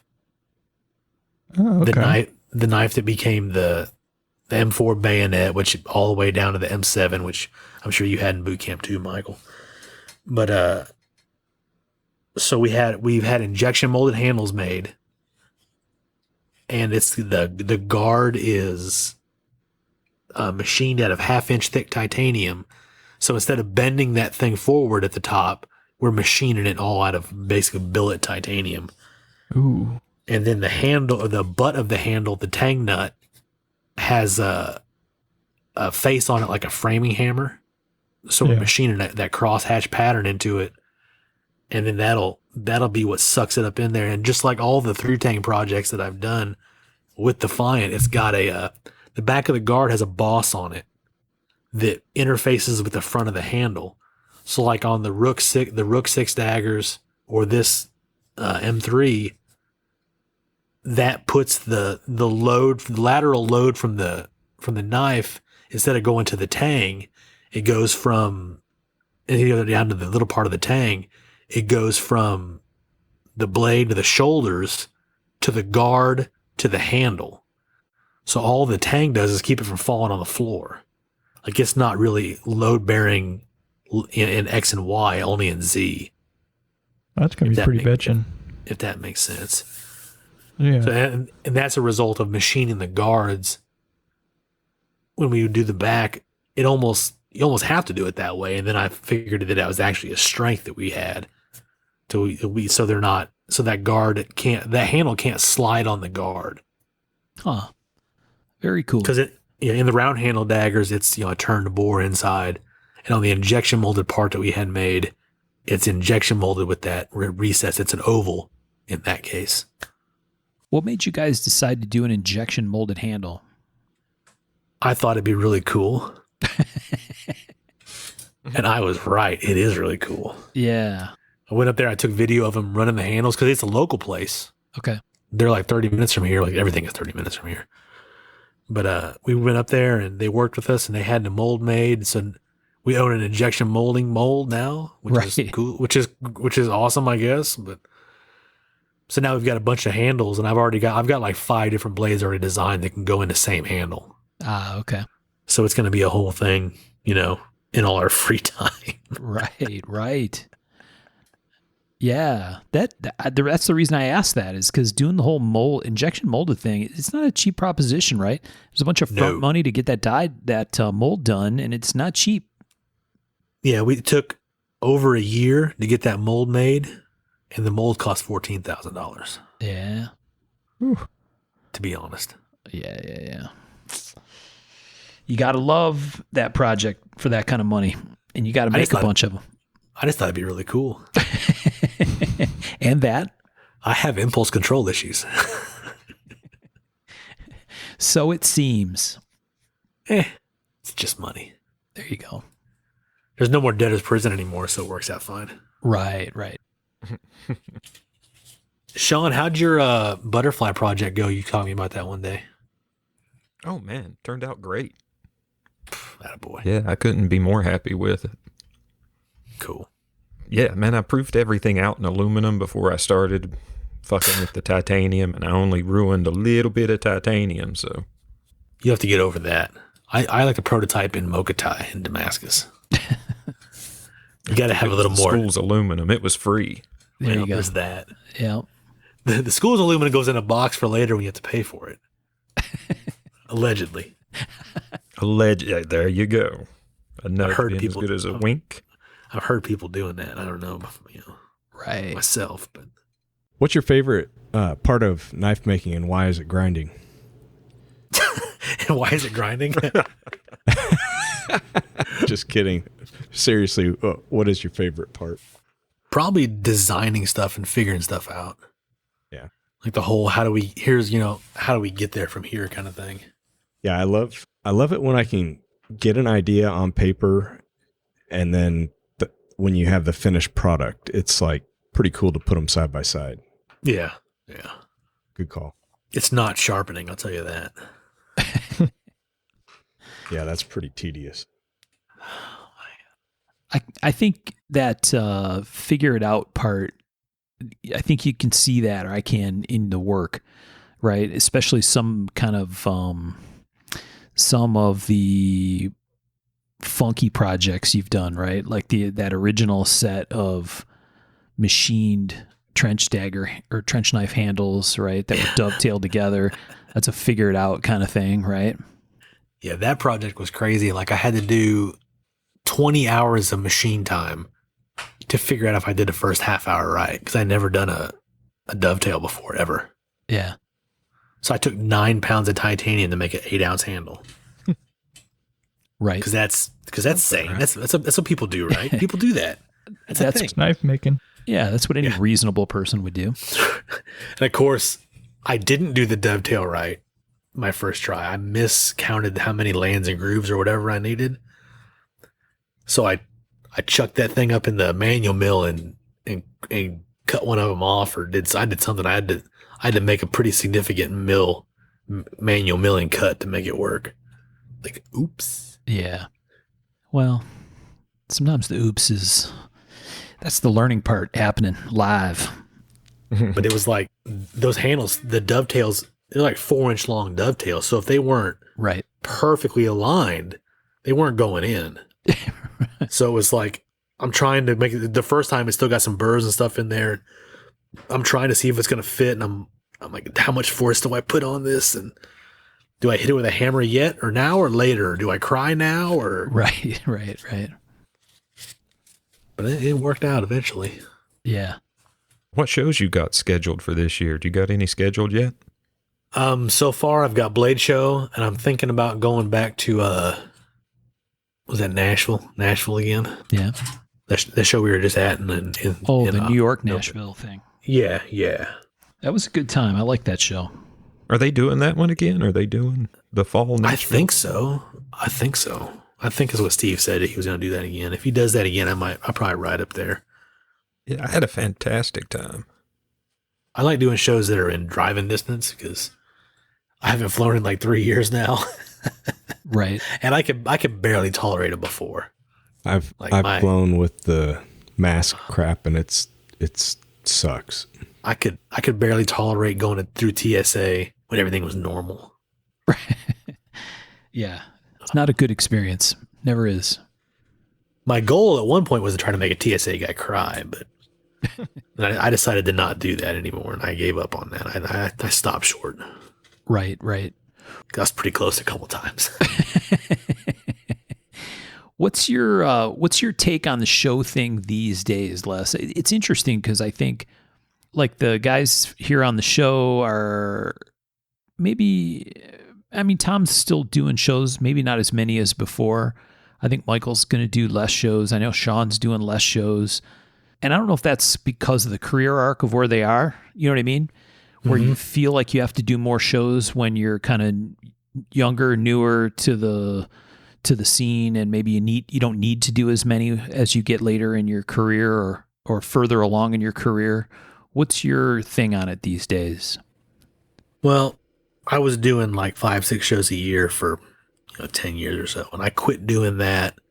I think 2018 was my last big show year, and then 19 I only did 2 shows, I think, and then I did the TKI in 2020. And then, everything happened then. So then I didn't do another show until Blade Show in 21.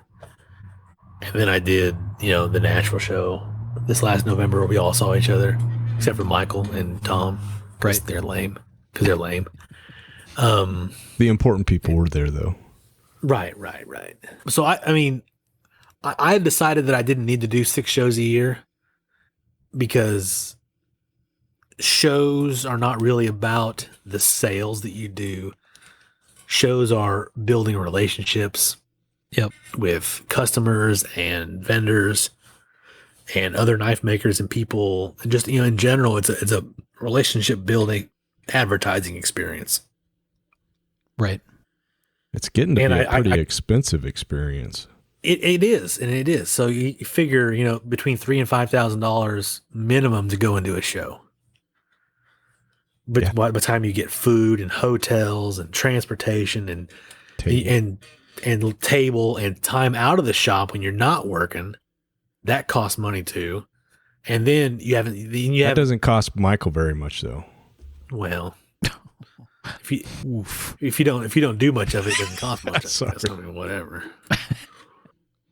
Now I just don't like leaving as much. I'm getting old and crotchety. Well, you've always been kind of crotchety. That is, but true. So it's so we go, we go and do these shows, we build these relationships up, and at some point I kind of looked around, and I'm like, I'm seeing the same 95% of the same people at every show. Yeah, and not that that's not that I didn't like seeing these people, except for Michael, but I don't need to see him that much to maintain my relationship. I'm talking to these people on the internet or text or whatever all the time anyway. I don't need to go and spend, 3 days away from my house and my family, to hang out with these people 6 times a year. I wouldn't even see my mom that much in those days. Do you think that's influence of the internet thing, or like I was saying earlier, kind of where you are in your career? It's or maybe both. both. Yeah. The internet has changed a lot as far as how we maintain our relationships and how we communicate with each other. That's the whole deal. And it's also changed. It's changed a lot in the way knives are sold and made even. I've had this conversation with Bill Harsey several times where back in, 30 years ago, or just say, I made my first knife in 1992. So we take the 90s. There's no internet in those days, any appreciable way. So how do we interact with and buy knives? We'd see knives in pictures in Blade Magazine or Knives Illustrated or Tactical Knives back in the day. Remember that magazine? Yeah, that was a great magazine. I know, right? And then Fighting Knives. That's what I meant to say. Yeah, Fighting Knives. Fighting Knives was a great magazine. But we'd see it in the magazines, or we'd go to shows and we'd actually pick them up and handle them ourselves before we bought these knives. So the knives were made for handling, and they were designed for handling, and they were made by people who handled a lot of knives. As we've progressed into this digital era, we're designing and selling knives on an Instagram feed, for example. So we're not trying to, the goal isn't to make a knife necessarily that feels good in the hand. It's to stop the scroll. Yeah.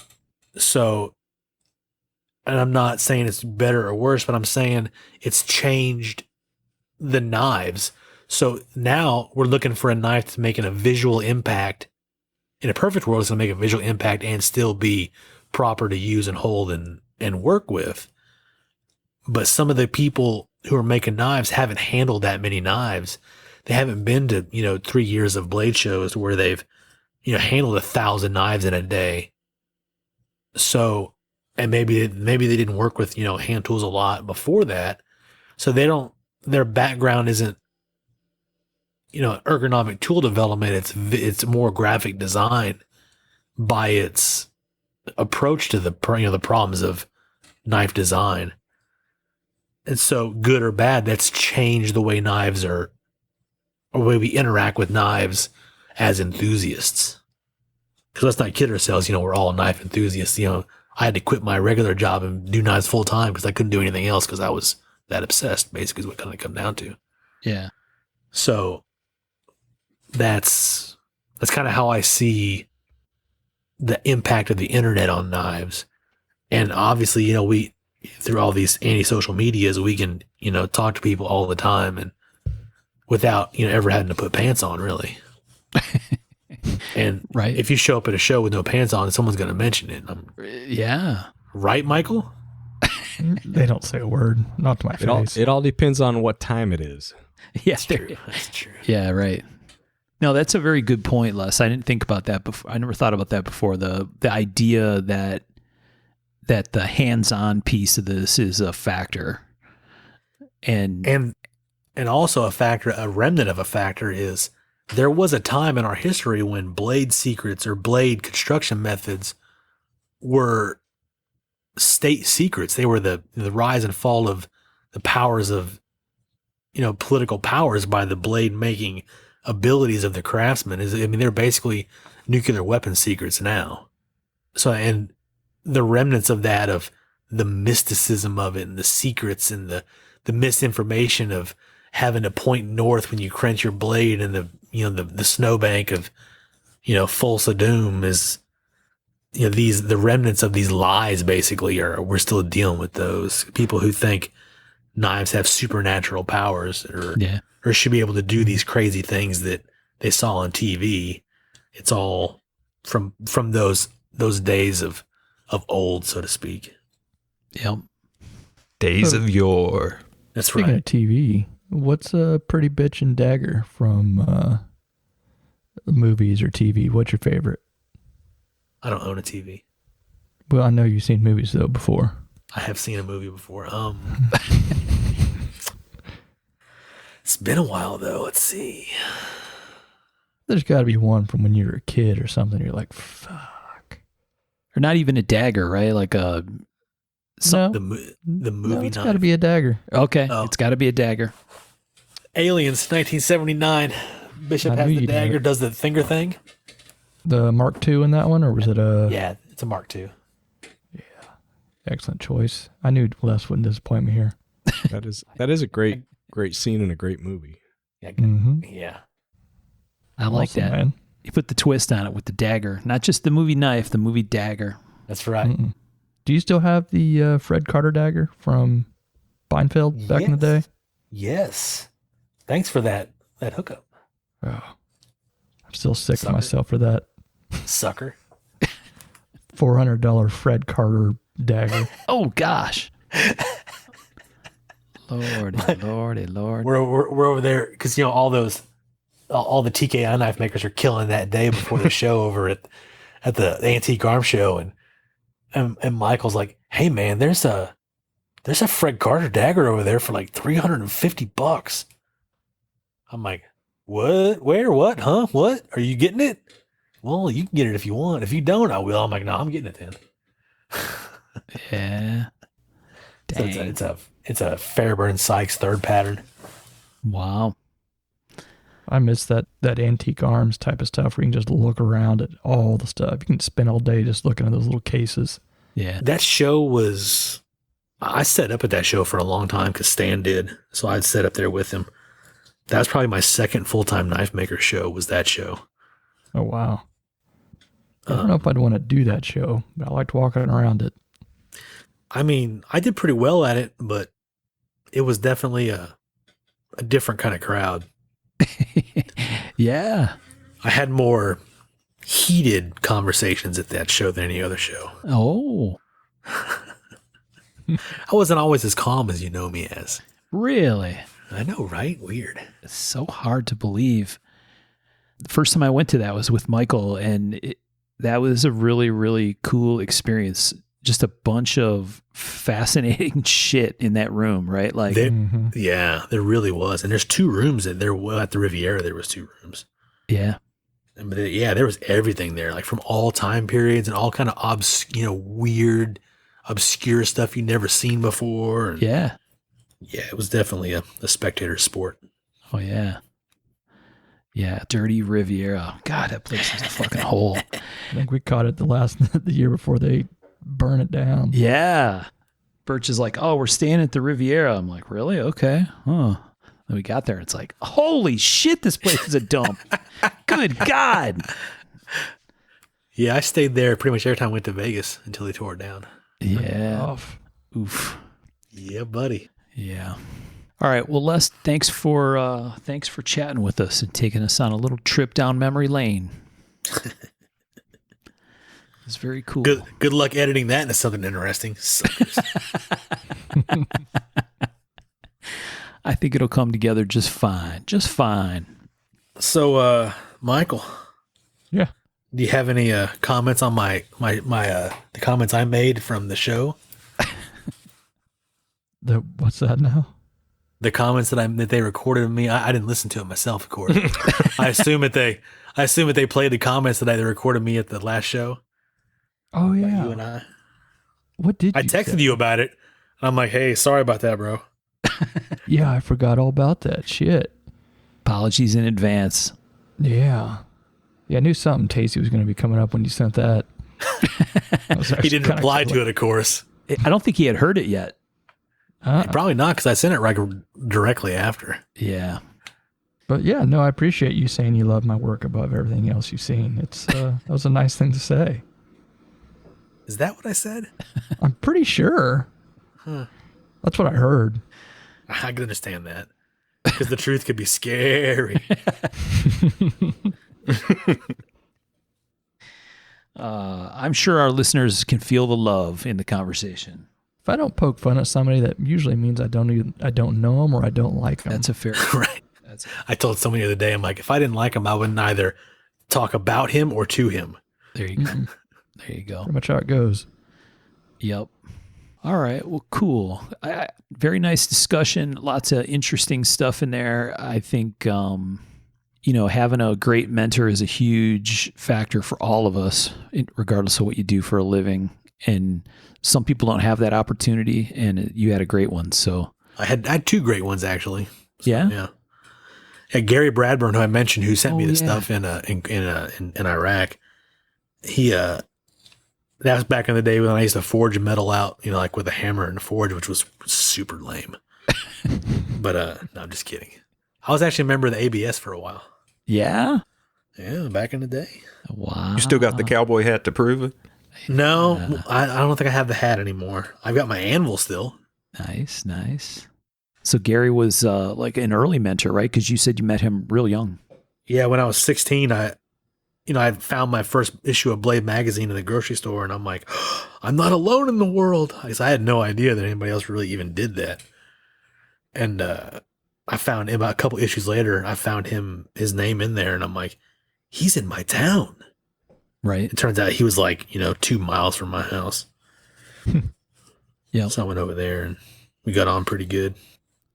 Well, they matter. Good mentors are a big deal, right? It can send you on a path and can sometimes help get your head in the right place and a bunch of other stuff. So, have I been a good mentor for you, Michael? No. Have I gotten it faster? Good. Oh boy. All right. Well, unfortunately, in each end of each of our episodes, I would say more often than not, we end up spending a minute talking about somebody important from the community who's passed. And recently here, Mel Pardue passed. Prolific knife maker and designer, super prolific designer, right? Partner with Benchmade, tons of projects. Mm-hmm. He was one of the greats, man. I think I'd say a bunch of us here and out there have carried some of his work before. If you've carried some Mitch made stuff, and Yeah. Yep. he will be remembered. And I hate having to do this. It seems like every episode, losing one of the greats like that. It's no good, man. Yeah. Yeah, rest in peace, Mel. Yeah, Yep. man. Knife maker's knife maker. We're lessened by his passing. Yeah. For sure. no doubt. Very well said. Yeah. All right. Well, that's it. Thanks again, Les, for joining us. We'll, if you are down, we definitely would love to have you come back and talk combat daggers with us sometime. That'd be a fun episode. Yeah, we can talk yeah. about daggers. Heck yeah. Yeah. All right. Well, thanks again, Les. We'll talk to you sometime soon, I'm sure. And thanks, everybody, for listening. We got to say thank you to all of our folks on Patreon. We have some folks who support the show and send us a couple bucks every month, and we really appreciate them. They keep us moving and keep the lights on for the show here. So we ship microphones around and move equipment and all kinds of crazy stuff to make this show happen. So we appreciate our Patreon supporters. So thanks for sticking with us. Thanks, everybody. We'll talk to you next time. Thanks, everyone. Thanks all. Thanks, folks. Thanks, guys.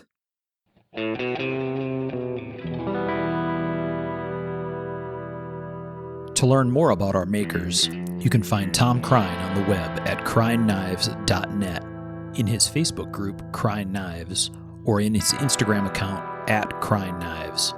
For Michael Birch, check birchtreeblades.com, Facebook group Birch Tree Blade Works, or Michael's Instagram at birchtreeblades. For myself and the Raygun Bead Project, we're on the web at raygundivision.com. We have a Facebook group called Raygun Division, or my personal Instagram, at msteiner. For those interested in photos, references from the show, or some discussion about the show itself, you can find us on the web at markofthemaker.com, in a Facebook group called Mark of the Maker, or on our Instagram, at Mark of the Maker. Last but not least, the ultra cool and haunting background music we use for the show is a piece called Noir Guitar by Stevie's Amp Shack, found at the Free Music Archive and licensed under Creative Commons CC BY 4.0. Thanks for listening.